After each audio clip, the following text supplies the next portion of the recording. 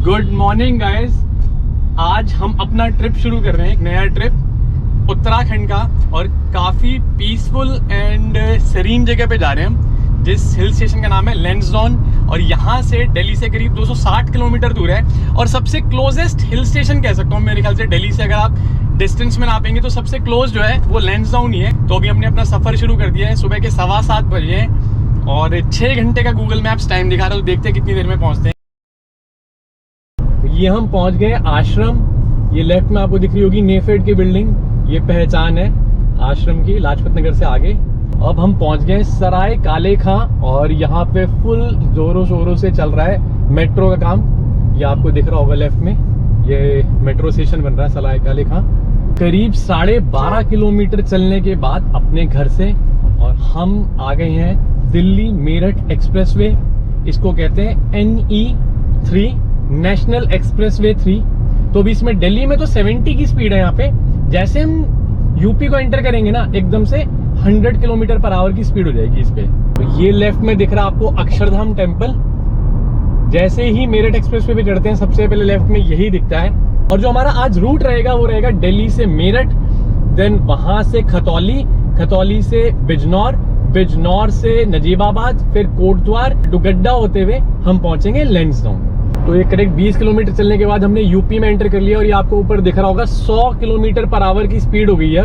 अभी मैंने 70 पे क्रूज कंट्रोल लगाया हुआ था, अब मैं सीधे अपनी स्पीड बढ़ाता हूँ एंड अब 90 या 95 पे क्रूज कंट्रोल लगा दूंगा, एंड मेरठ तक आराम से ऐसे चलेंगे। तो ये आ गया है कट हापुड़ जाने का। अगर किसी को नैनीताल वगैरह साइड जाना होता है तो यहाँ से लेफ्ट लेके एंड NH9 पे ही वो आगे निकल जाते हैं। और अभी हम तो चलेंगे मेरठ एक्सप्रेसवे पे। करीब 69 किलोमीटर चलने के बाद घर से ये हमारा पहला टोल प्लाजा है आज का। ये मेरठ एक्सप्रेसवे खत्म हो गया है। इस टोल प्लाजा के बाद जस्ट ये मेरठ एक्सप्रेसवे खत्म हो जाएगा। तो ये करेक्ट 70 किलोमीटर हम अपने घर से चले हैं, जिसमें करीब करीब हम 55 किलोमीटर चले होंगे मेरठ एक्सप्रेसवे पे। और ये मेरठ एक्सप्रेसवे हो गया खत्म। अब ये देखो, ये देख रहा है गोल गोल सा आपको दिख रहा है ना घूम के। अब NH58 पे मिल जाएंगे हम जाके। तो ये आ गए मेरठ बाईपास पे, और जैसे आप मेरठ बाईपास पे उतरेंगे आपको काफी सारी ये शॉप्स छोटी छोटी देखने को मिलेंगी। ये रेस्टोरेंट्स वगैरह भी यहाँ पर हैं, ये रहे। तो अब लाइन से काफी सारे रेस्टोरेंट्स हैं। तो अगर आप सुबह अर्ली मॉर्निंग अपने घर से चलते हैं तो मेरठ बाईपास पे आपको अच्छे ऑप्शंस मिल जाएंगे ब्रेकफास्ट वगैरह करने के लिए। वैसे हम तो ब्रेकफास्ट करके चले ही हैं घर से। तो ये करीब 75 किलोमीटर 76 किलोमीटर चलने के बाद मार्स रिजॉर्ट करके आता है, काफ़ी अच्छा है। तो ये बहुत अच्छा स्टॉप ओवर है अगर आप लैंसडाउन साइड जा रहे हैं सुबह ब्रेकफास्ट करने के लिए। तो ये मेन रोड पे ही है, मेन रोड से थोड़ा सा अंदर लेना पड़ता है। वैसे हमें कुछ खाना तो है नहीं, लेकिन फिर भी एक बार फ्रेश हो जाते हैं यहाँ पे। वॉशरूम वगैरह अच्छा हो गया यहाँ पे, तो मैं फिर भी आपको दिखाने के लिए इसमें अंदर ले लिया है।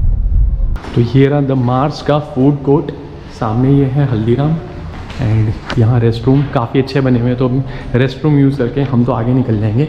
लेकिन ये काफ़ी अच्छा ऑप्शन है, ज़्यादा दूर भी नहीं दिल्ली से ब्रेकफास्ट करने के लिए। ये देखो कितना अच्छा बना हुआ है फूड कोर्ट, काफ़ी अच्छा फूड कोर्ट है। सागर रत्ना भी है एंड हल्दीराम है यहाँ पे। तो ये लिखा है मार्स कैफ़े एंड बेकरी, इधर है केविंटस, तो काफ़ी अच्छा बना है। उस तरफ है जैन शिकंजी, एंड डोमिनोज है भी बंद है, काफ़ी अच्छा है ये। तो यहाँ पे बहुत अच्छा ये फाउंटेन भी बना हुआ है, एंड जैसा मैंने आपको बताया यहाँ पे मैकडोनल्ड्स भी है, बैरिस्ता भी है, एंड जैन शिकंजी। तो काफ़ी अच्छा फूड कोर्ट है ये। तो अगर आप एक छोटा स्टॉप ओवर करना चाहते हैं ना, आप हरिद्वार साइड भी जा रहे हैं, देहरादून साइड भी जा रहे हैं, चाहे लैंसडाउन साइड जो इस वाले रूट पे जा रहे हैं, तो ये अच्छा स्टॉप ओवर है, अच्छी जगह है ब्रेकफास्ट वगैरह करने के लिए, लंच डिनर कुछ भी। ये फूड कोर्ट से हम निकल गए हैं और करीब 184 किलोमीटर और जाना है अभी हमें लैंसडाउन के लिए। अभी हम मेरठ सिटी को ही क्रॉस कर रहे हैं, बेसिकली इसे बाईपास कर रहे हैं, उसके आउटस्कर्ट में NH58 पे ही है। तो अभी हम मेरठ बाईपास पे चल रहे हैं, और यहाँ पर हमें लेफ्ट में काफ़ी ज़ोरों शोरों से चल रहा है काम दिल्ली मेरठ RRTS का। ये उसी का मेट्रो स्टेशन बन रहा है यहाँ पे। तो ये आज के दिन का सेकंड टोल प्लाजा आ गया हमारा 95 किलोमीटर चलने के बाद दिल्ली से। तो जो मेरठ बाईपास है इसमें मैप में लिखा आ रहा है NH334। जैसे पहले NH58 चल रहा था, जैसे ही मेरठ एक्सप्रेसवे से नीचे उतरे थे, अब NH334 चल रहा है। ये आ गया खतौली का कट, तो करेक्ट 110 किलोमीटर चलने के बाद हम दिल्ली से यहाँ कट पे पहुंच गए। तो अगर ये सीधे इस रोड पर हम चले जाएंगे तो हम चले जाएंगे हरिद्वार, देहरादून, ऋषिकेश वगैरह जाना हो तो स्ट्रेट है NH 58, लेकिन हमें यहाँ से लेना है राइट, क्योंकि हमें वाया खतौली होते हुए जाना है लैंसडाउन। तो ये इस फ्लाईओवर के नीचे से अब हमको लेना है राइट। ये आ गया खतौली का कट, ये रहा, ये देखो यहाँ से लिखा है खतौली 3 किलोमीटर। तो ये खतौली वाले रोड पे लेते ही सिंगल लेन हो गया और रोड भी थोड़ा सा पैची है, मतलब प्लेन नहीं है। ये सीधा रोड तो गया है खतौली और हमने राइट ले लिया है खतौली बाईपास पे। सीधा तो खतौली गया है और ये थोड़ा सा खतौली को बाईपास करता हुआ रोड निकल जाएगा। तो ये थोड़ा सा खतौली के बीच में से लेके जाता है मेरा रास्ता। तो ये खतौली, अगर मैं शहर की बात करूँ एकदम अंदर, जो हम 115 किलोमीटर करीब में हम दिल्ली से खतौली पहुँच जाते हैं और 1.25 घंटे करीब हमें टाइम लगा है। तो यहाँ पे वैसे बिजनौर लिखा 47 लेफ्ट और मीरापुर स्ट्रेट 19। तो हमें स्ट्रेट वाले रास्ते पे जा रहा है, मैप उधर ही लेके जा रहा है, इस लेफ्ट वाले रास्ते पे नहीं लेके जा रहा है बिजनौर के। आई थिंक वो रास्ता इतना अच्छा नहीं होगा, तो हम इस वाले रास्ते से ही चलते हैं स्ट्रेट मीरापुर होते हुए। तो ये हम चल रहे हैं खतौली मीरापुर रोड पे एंड रोड ठीक है, अच्छा है, सिंगल लेन है, बस ये है कॉन्स्टेंटली वही है 60 से 70 की स्पीड आप इसमें इजीली मेंटेन कर लेंगे। तो ये 135 किलोमीटर चलने के बाद दिल्ली से हम पहुंच गए मीरापुर और यहाँ से बिजनौर है 28 किलोमीटर लेफ्ट लेना हमें। ये सीधा जो रोड गया है मीरापुर कस्बे में गया है, ये आ गया है मीरापुर, तो हमने तो ले लिया लेफ्ट। ये जो लेफ्ट वाला रास्ता है ये मीरापुर को बाईपास कर जाएगा। मीरापुर से 26 किलोमीटर तो बिजनौर है और 60 किलोमीटर है नजीबाबाद। बिजनौर से करीब 24 किलोमीटर 23-24 किलोमीटर पहले होंगे और ये कॉन्टिन्यूसली मीरापुर बाईपास पे भी और मीरापुर के बाद भी रोड काफ़ी ख़राब है, तो इसमें लगातार गाड़ी खड़ करके चल रही है। तो ये हम अपने घर से करेक्ट 150 किलोमीटर चल चुके हैं और मीरापुर और बिजनौर के बीच में है हम जस्ट एग्जैक्ट। और यहाँ पर ये ब्रिज है माँ गंगा पे, तो जो नीचे जितनी बड़ी है, बहुत बड़ी जो नदी आपको नजर आ रही है, ये देखो कितना पानी है, ये है गंगा जी। तो काफी बड़ा ब्रिज है ये। तो ये गंगा जी के पुल को क्रॉस करके हम यहाँ पे रुके हैं, ये दिख रहा है आपको ये, और ये बैराज बना हुआ है एंड इस जगह का नाम है बैराज घाट बिजनौर। तो डिस्ट्रिक्ट बिजनौर में ही चल रहे हैं हम, जय माँ गंगे लिखा है यहाँ पे एंड नीचे यहाँ पे आगे घाट बना हुआ है, कुछ लोग नहा भी रहे हैं। वैसे पानी थोड़ा कम ही है इस टाइम, बारिश के टाइम पे तो यहाँ पे पूरा ऊपर भर के पानी होता होगा। तो काफ़ी बड़ा ब्रिज था ये। तो अगर आप इस तरफ आएँ तो 5-7 मिनट यहाँ पे रुक सकते हैं, गंगा जी को निहार सकते हैं, दर्शन कर सकते हैं गंगा जी का आराम से यहाँ पे इस जगह पे बैराज घाट बिजनौर में। तो जो ये बैराज घाट है इधर ही साथ में छोटी सी मार्केट भी है, तो अगर आप कुछ हल्का फुल्का खाना पीना चाहते हैं तो यहाँ पर आपको एक ठीक ठाक थोड़ा हल्का फुल्का स्नैक्स टाइप मिल जाएगा। अभी हम बिजनौर से करीब 5-7 किलोमीटर पहले होंगे और यहाँ पर एक व्यंजन वाटिका करके आई है। 10:30 बज चुके हैं, तो हमने सोचा कुछ हल्का फुल्का, भूख लग रही थी, कुछ हल्का फुल्का स्नैक्स खा लेंगे यहाँ पे। तो अच्छा बना हुआ है। तो यहाँ पे हमने मंगाया आलू का पराठा, तंदूरी पराठा है एंड अच्छा बनाया है उन्होंने, पतला। कई जगह पे क्या करते हैं बहुत मोटा पराठा बना देते हैं। अच्छा है। और अब हमारी आ रही है चाय, उसको पी के फिर फटाफट निकलते हैं अपने सफ़र पे आगे। तो जो व्यंजन वाटिका है ना, पर्सनली मुझे ठीक लगा। खतौली से लेके यहाँ बिजनौर के बीच तक है ना, काफ़ी लिमिटेड ऑप्शन थे, वो भी छोटे मोटे थे, तो ये उस हिसाब से ठीक था। तो ये हम पहुँच गए बिजनौर में और यहाँ से हम ले लेंगे लेफ़्ट, क्योंकि हम बिजनौर के बाहर बाईपास ले लेंगे। स्ट्रेट जो रोड गया है तो बिजनौर में गया है, तो करीब 160 किलोमीटर हम चल चुके हैं दिल्ली से और जब जाके पहुँचे हम बिजनौर। तो काफ़ी बड़ा शहर है बिजनौर इस रूट का। तो ये आउटस्कर्ट में भले हम चल रहे हैं, लेकिन ये भी हमारे दोनों तरफ ये बिजनौर के घर ही चल रहे हैं। जब से इस रोड पे आए हैं थोड़ा सा बेटर हुआ है रोड, जैसे बिजनौर से पहले तो पूरे ही मतलब वो था, गड्ढों वाला रोड था, अच्छा नहीं था रोड, लेकिन अब थोड़ा सा हुआ है। बिजनौर से हम करीब 3-1 किलोमीटर आए होंगे, 3-4 किलोमीटर, और डबल लेन का रोड हो गया अब दोबारा। NH 34 पे ही चल रहे हैं हम। तो अभी हमें 94 किलोमीटर टोटल और जाना है लैंसडाउन के लिए। तो ये बेसिकली खतौली से और बिजनौर के बीच में जो रोड है ना, वो उतना अच्छा नहीं है और वो टाइम कंज्यूमिंग है। तो इस रोड पे जो स्पीड लिमिट है ना, वो 100 किलोमीटर पर आवर की स्पीड लिमिट है। काफ़ी अच्छा रोड है, बहुत ही मस्त, मज़ा आ गया। क्योंकि खतौली से बिजनौर के बीच में खड़खड़ रोड पे चलाने के बाद ना, जब एकदम से ऐसा रोड मिल जाए दोबारा से, तो और ज़बरदस्त मज़ा आता है उसमें। अभी हम जस्ट कीरतपुर को बाईपास कर रहे हैं। तो ये आज के दिन का हमारा 3rd टोल प्लाजा आ गया, लेकिन ये टोल प्लाजा अभी चालू नहीं है, अभी बंद है। हम लेफ्ट साइड से सीधे निकल जाएंगे, क्योंकि ये रोड एक्चुअल में मैंने बीच बीच में देखा इसमें फ्लाईओवर का भी काम चल रहा है कई जगह पे, तो अभी बन ही रहा है। वैसे ऑलमोस्ट तैयार है, 90% से ऊपर रेडी है, तो रोड तो बहुत ही अच्छा है। तो फ्यूचर में अगर आप इस रोड से आएंगे तो ऑब्वियसली टोल प्लाजा चालू होगा। अभी हम नजीबाबाद से करीब 5-7 किलोमीटर पहले हैं एंड हाईवे वो खत्म हो गया डबल लेन का। ये नजीबाबाद शहर के बीच में से हम क्रॉस कर रहे हैं और यहाँ पे हमें ट्रैफिक का सामना करना पड़ रहा है, क्योंकि यहाँ का कोई बाईपास नहीं है, तो हमें बीच में बाजार में से होके जाना पड़ता है। तो कोटद्वार से नजीबाबाद के बीच में जो हाईवे बना है ना नया वाला, बहुत ही अमेजिंग है। तो नजीबाबाद को क्रॉस करने में हमारा अच्छा टाइम लग गया, और लेकिन ऑलमोस्ट हम क्रॉस कर चुके हैं। तो ये नजीबाबाद क्रॉस करने के बाद यहाँ पे मेन हाईवे पे एक रेलवे ट्रैक है, वो सामने रेड हुआ है, बंद है अभी। 7-8 मिनट करीब वेट करने के बाद ये रेलवे ट्रैक खुल गया है, और करेक्ट 200 किलोमीटर चलने के बाद, ये देखो 200 किलोमीटर चलने के बाद आता है ये जो रेलवे ट्रैक है रोड पे। तो ये नजीबाबाद से कोटद्वार के बीच में सिंगल लेन का ही रोड है, लेकिन रोड ठीक है, बहुत अच्छा भी नहीं है और ख़राब भी नहीं है, मीडियोकर रोड है। एंड इसमें पंजाबी ढाबे बहुत आते हैं, मैंने पीछे देखे थे, कहीं इकट्ठे आए थे। नजीबाबाद से करीब 15 किलोमीटर के करीब हम आगे आ चुके होंगे, और अब ये फॉरेस्ट शुरू हो गया है, ये सारा फॉरेस्ट एरिया है। तो अगर आप इस फॉरेस्ट के राइट साइड में चलेंगे तो ये आगे जिम कॉर्बेट तक जाता है। अब कोटद्वार यहाँ से रह गया मात्र 1 किलोमीटर, और लेंस जोन है 44 किलोमीटर। और अब यहाँ से हम आ गए हैं उत्तराखंड के अंदर, तो ये है यूपी और उत्तराखंड का बॉर्डर। तो अभी तक जो हम चल रहे थे दिल्ली से लेके यहाँ तक आए थे, वो यूपी में ही आए थे। अब ये जो बैरियर है इसको क्रॉस करने के बाद हम आ जाएंगे उत्तराखंड के अंदर। ये रहा, तो ये जो गेट बना हुआ है सामने आपको जो द्वार दिख रहा है, ये एंट्री है उत्तराखंड की, कण्व नगरी कोटद्वार।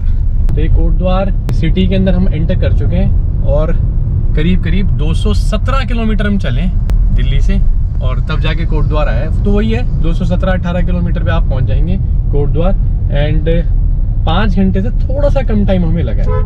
कोटद्वार में भी कोई बाईपास नहीं है, जो रोड है बिल्कुल शहर के बीचों बीच से निकलता है। और अगर आपको लैंसडाउन जाना, और उससे जो नियरेस्ट रेलवे स्टेशन है ना वो भी कोटद्वार में, और जो नियरेस्ट एक बड़ा बस स्टैंड आप कह सकते हैं वो भी कोटद्वार में। वीरवाड़ा तीलू रौतेला चौक, ये बिल्कुल कोटद्वार के एकदम सेंटर पॉइंट पे हैं बेसिकली हम। और ये जो सिद्धवली बाबा स्वीट्स आपको दिख रहा है ना, ये काफ़ी फेमस स्वीट शॉप है यहाँ की। एंड यहाँ पे आप खाना वगैरह भी खा सकते हैं। वैसे हमने बीच में स्नैक्स ले लिया था तो हमें भूख नहीं लग रही, नहीं तो ये जगह काफ़ी अच्छी है। अगर आपको कुछ स्वीट्स या कुछ फूड वगैरह भी लेना है तो यहाँ पे कोटद्वार में अच्छा रेस्टोरेंट है ये। लैंड जोन से पहले जो काफ़ी बड़ा शहर है वो कोटद्वार है। तो अगर आपको पेट्रोल की रिफिलिंग वगैरह भी अपनी कार की करानी तो ये काफ़ी अच्छी जगह है। कई सारे पेट्रोल पंप हैं, अभी मैं रास्ते में देख के आ रहा था, मेरे को 4-5 तो अभी रास्ते में ही दिखे हैं। एंड जो कोटद्वार है और ये सारा एरिया, ये पौड़ी गढ़वाल डिस्ट्रिक्ट के अंदर आता है उत्तराखंड की। ये ऊंचे ऊंचे पहाड़ों के हमें दर्शन हो गए हैं शुरू। वैसे कोटद्वार से ही बिल्कुल साइड से ही देखो ये पहाड़ एकदम शुरू हो जाते हैं। तो कोटद्वार शहर हमने क्रॉस कर लिया है, एंड अभी जो हम सबसे पहले रुकेंगे शहर क्रॉस करने के बाद ही आता है सिद्धबली बाबा धाम मंदिर, जिसकी काफ़ी मान्यता है। तो वहाँ पे दर्शन करते हुए हम आगे निकलेंगे लैंसडाउन के लिए। इन रोड से हमने बाबा सिद्धबली धाम के लिए कट ले लिया। 221 किलोमीटर हम टोटल चल के आए हैं। मेन रोड से राइट लेना आपको। ये नीचे जो नदी बह रही है ये है खोल नदी, इसको क्रॉस करके एंड जस्ट इसके ऑपोजिट साइड सामने आपको जो दिख रहा होगा ऊपर वो मंदिर है। नदी में तो इस टाइम पानी बिल्कुल भी नहीं है, ऑलमोस्ट सूखी हुई है। तो ये ब्रिज क्रॉस करना पड़ता है मंदिर में जाने के लिए। सिद्धबली बाबा धाम मंदिर में हम पहुंच गए हैं। वहाँ पर काफ़ी बड़ी पार्किंग, कई पार्किंग है। तो हमने प्रसाद ले लिया है दीदी के यहाँ से 50 रुपीज़ का, जिसके अंदर एक नारियल है, गुड़ है, चुन्नी है एंड अंदर एक धूप भी है। मतलब ठीक है। तो मंदिर के एंट्री गेट के साथ ही ये काफ़ी अच्छी एक मार्केट बनी है, यहाँ से आप प्रसाद ले सकते हैं। हमने ले लिया जैसे। एंड यहाँ पे साथ में ही उसके लेफ्ट हैंड में ही मंदिर के गेट के आपको शू काउंटर मिल जाएगा। तो हम अपने पहले शू यहाँ पर सबमिट करा देते हैं, फिर आगे चलते हैं अंदर दर्शन के लिए। तो मंदिर में मेन गेट में एंटर करते ही आपको ऐसे स्टेयर्स मिलेंगी, और इसके ऊपर प्रॉपर शेड लगी हुई है चलने के लिए। कोई धूप भी होगी तो गर्मी नहीं लगेगी आपको। 20, 30 या 50 मीटर चल के हमें थोड़ा सा जाना पड़ेगा। दीवारों पे काफ़ी सुंदर पेंटिंग्स बनाई हुई है, जिसमें हम चल रहे हैं। साथ साथ बद्रीनाथ टेम्पल बनाया हुआ है। एक ही बार में 2 टुकड़े हो गए। अब ये हम जाके अंदर देंगे, ये आधा वो रख लेंगे, आधा हमें नारियल वापस कर देंगे। 100 मीटर की ट्रैक करने के बाद, ट्रैक क्या बहुत सिंपल ही है, तो हम यहाँ पे पहुँच गए हैं मेन मंदिर कॉम्प्लेक्स में। एंड यहाँ से हमको पूरे कोटद्वार शहर का एक बर्ड्स आई व्यू दिखता है पूरा। और वहाँ नीचे जो नदी है वो है खोल नदी। तो यहाँ बाबा सिद्धबली में गुड़ का प्रसाद चढ़ता है एंड गुड़ का प्रसाद ही हमें मिला है। एंड साथ में जो हमें मिला था 50 रुपये का जो प्रसाद मिला था, उसके अंदर धूप बत्ती भी थी, तो उसको जलाने की यहाँ पे जगह है, तो हम यहाँ पे जला देते हैं, रख देते हैं। थोड़ा सा जैसे हमें गुड़ मिला वो यहाँ पर हम चढ़ा भी सकते हैं एंड खा भी सकते हैं। तो प्रसाद है, ये मैं खा लेता हूँ। और हमारे प्रसाद के अंदर है ना, हमें एक चुन्नी भी मिली थी। यहाँ पर चुन्नी की एक मान्यता है, कोई भी मनोकामना मांग के यहाँ पर चुन्नी बांधेंगे ना, और अगर आपकी मनोकामना पूरी हो जाती है तो यहाँ पर वापस आके लोग भंडारा करवाते हैं। ऐसी यहाँ की मान्यता है और यहाँ पे मनोकामना पूरी भी होती है। काफ़ी मान्यता है इस मंदिर की इस रूप में कि यहाँ पे मनोकामना लोगों की पूरी होती है। आप देख लो कितनी सारी चुन्नियाँ बनी हुई हैं। तो मैं भी एक मनोकामना मांग के यहाँ पे चुन्नी बांध देता हूँ। तो ये सिद्धबली बाबा धाम मंदिर जो है, ये इसकी जो मान्यता है, ये माना जाता है कि जैसे कलयुग में जो गुरु गोरखनाथ थे, उनको शिव का अवतार कहते हैं, कलयुग के अवतार, तो उनको यहाँ पर सिद्धि प्राप्त हुई थी इस स्थान पे। एंड और उनको यहाँ पर साक्षात हनुमान जी के दर्शन भी हुए थे इसी स्थान पे जहाँ पर हम खड़े हैं।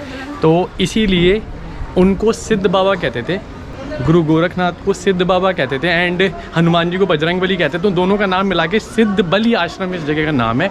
एंड यहाँ पे ये मान्यता है कि अगर आप कोई मनोकामना मांगते हैं, चुन्नी बांधते हैं, जो हमने भी बांधी है, और अगर आपकी वो मनोकामना पूरी हो जाती है तो यहाँ पर आके लोग भंडारा करवाते हैं। तो यहाँ पर अगर आप भंडारा करवाना चाहते हो ना, तो आप 2-4 दिन या हफ्ते 10 दिन के बाद नहीं करा सकते, कम से कम 2-3 साल की एडवांस बुकिंग हो रखी है। तो आप अंदाज़ा लगा सकते हैं कि कितने लोगों की मनोकामना यहाँ पे पूरी हुई है एंड कितने लोग यहाँ पे भंडारे की मतलब वेट कर रहे हैं करवाने के लिए। क्योंकि अब भी लगा लो 2024 है, यहाँ पे आई थिंक 2025 या 26 तक भंडारों की एडवांस बुकिंग हो रखी है। तो यहाँ हम बिल्कुल मंदिर टेम्पल कॉम्प्लेक्स के बिल्कुल टॉप पे खड़े हैं और यहाँ से व्यू देखो कितना अमेजिंग है। ये नीचे मैंने आपको बताया नवदुर्गा टेम्पल, अभी उधर भी चलेंगे। एंड ये रोड है, तो हम आए उस तरफ से थे एंड एग्जिट का पॉइंट यहाँ से ये रहा। अ मस्ट विजिट प्लेस, अगर आप लैंसडाउन साइड आए हैं, जा रहे हैं, या कोटद्वार साइड आए हैं, तो इस जगह पे दर्शन करने मैं तो कहूँगा मस्ट है ज़रूर। तो जैसे हम नीचे उतरे तो यहाँ पर एक शिव जी का मंदिर भी है। तो जैसा कि मैंने आपको बताया था कि गुरु गोरखनाथ भगवान शिव का अवतार हैं कलयुग के। तो यहाँ पर सिद्धबली धाम कोटद्वार ये लिखा है जय गुरु गोरखनाथ, और इनके जस्ट ऑपोजिट साइड में सामने है भगवान शिव, ये रहे विराजमान। तो यहाँ पर ये एक अखंड धुनी जल रही है, तो इसमें से राख थोड़ी सी घर लेके जाके लोग अपने घर के मंदिर में भी रखते हैं उस टाइप से। तो अखंड है, अखंड मीन्स के हमेशा कॉन्टीन्यूसली जलती है। तो ये भैया हमें मिले यहाँ पर, ये श्रद्धालु। भैया आप तो काफ़ी टाइम आ चुके होंगे, पहली बार आ रहे हो? 2-3 बार आ चुके हैं। 2-3 बार आ चुके हो। तो मनोकामना मांग के जाते हो आप? जी। तो पूरी हुई है आपकी? हुई है, शादी हुई है, बच्चे हो गए। अच्छा चलो अच्छी बात है। तो सिद्धबली बाबा का आशीर्वाद है आपके ऊपर। तो हम भी कुछ मनोकामना मांग के जाएंगे, तो आप कह रहे हो कि पूरे चांसेस है पूरी होगी? पूरी होगी आपकी। चलो ठीक है जी, देखते हैं हम भी।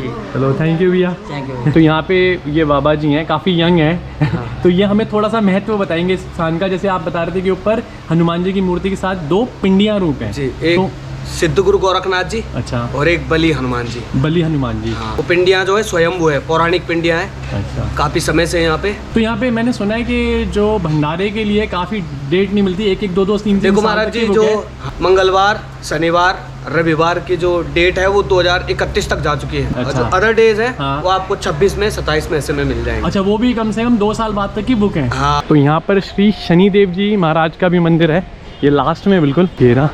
अब आए तो यहाँ पर भी दर्शन कर ही लेते हैं।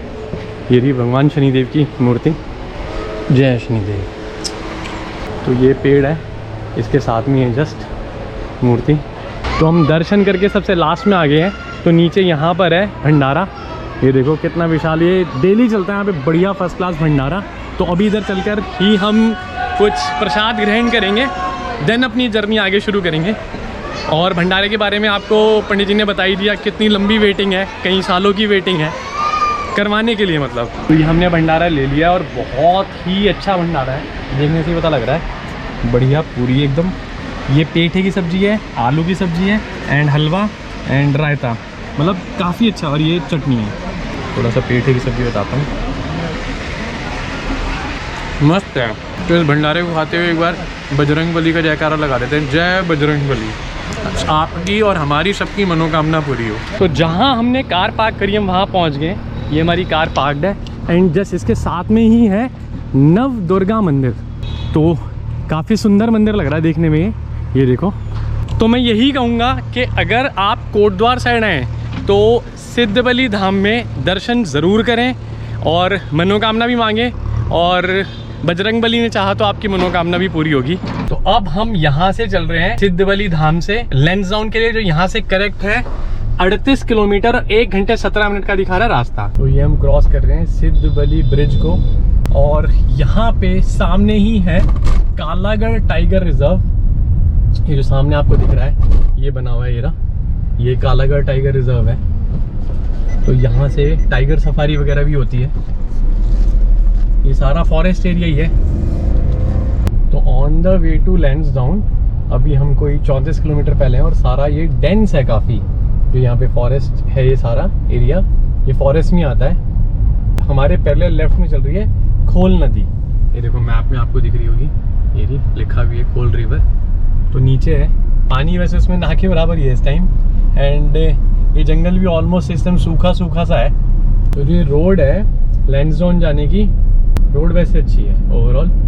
ये रोड पे मैंने पीछे भी एक पेट्रोल पंप देखा था, और ये एक और इंडियन ऑयल का देखो पेट्रोल पंप आया है। तो पेट्रोल पंप तो है, जैसे मैं सोच रहा था पहले कि कोटद्वार में ही आपको मिलेगा सीधे लैंसडाउन में, तो बीच में भी पेट्रोल पंप्स हैं। तो ये हम पहुंच गए डुगड्डा, और यहाँ से 25 किलोमीटर बचा है लैंसडाउन। तो ये कोटद्वार और लैंसडाउन के बीच में काफ़ी बड़ा शहर आता है, पहाड़ों के हिसाब से बड़ा है ये। पौड़ी यहाँ से 92 किलोमीटर दूर है। तो अब हम यहाँ से इस ब्रिज से लेना है लेफ्ट, और ये है दुगड्डा का बाज़ार। ये ना ठीक ठाक बाज़ार है। हम करीब 20 किलोमीटर पहले होंगे लैंसडाउन से, और हमारे पैरेलल चल रही है खोल रिवर। एंड रोड अच्छी है, चढ़ाई शुरू हो गई है। वैसे 1700 मीटर की ऊंचाई पे है लैंसडाउन। दुगड्डा के बाद से ना स्पेशली ये चढ़ाई एकदम से ना थोड़ी स्टीप हो गई है। स्टीप इन द सेंस कि मतलब लगातार चढ़ाई है, देखो आपको दिख रही होगी सामने। तो अभी हम कोई 18 किलोमीटर दूर है लैंसडाउन से। तो 18 किलोमीटर तक तो मेरे को लगता है ऐसे ही कंटिन्यूसली चढ़ाई होगी। कितना अमेजिंग व्यू आया है। ये देखो दोनों तरफ एकदम डेंस है, डेंस पेड़ एकदम से। आई थिंक ये सारे चीड़ के पेड़ हैं, पाइन ट्री। अभी हम जा रहे हैं लैंसडाउन की तरफ, और रास्ते में ना हमें ये देखो, ये आपको लग रहा होगा सूखी घास है, लेकिन एक्चुअल में ये सूखी घास नहीं है।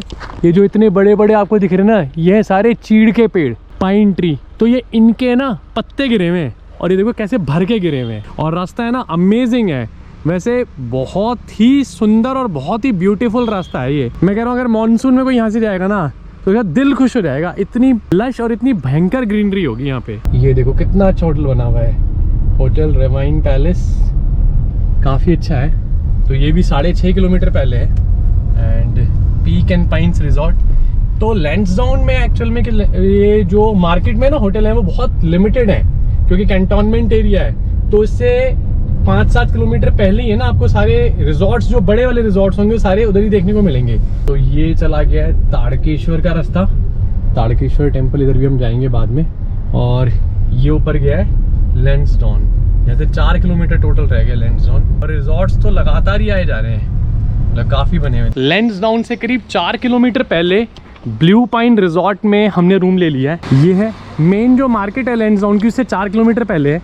हमारी कार वहाँ पे पार्क हो गई है, एंड पार्किंग वैसे इनके पास अंदर भी है। इसके बाद 4 किलोमीटर बाद सीधे मार्केट में ही होटल है लैंसडाउन में।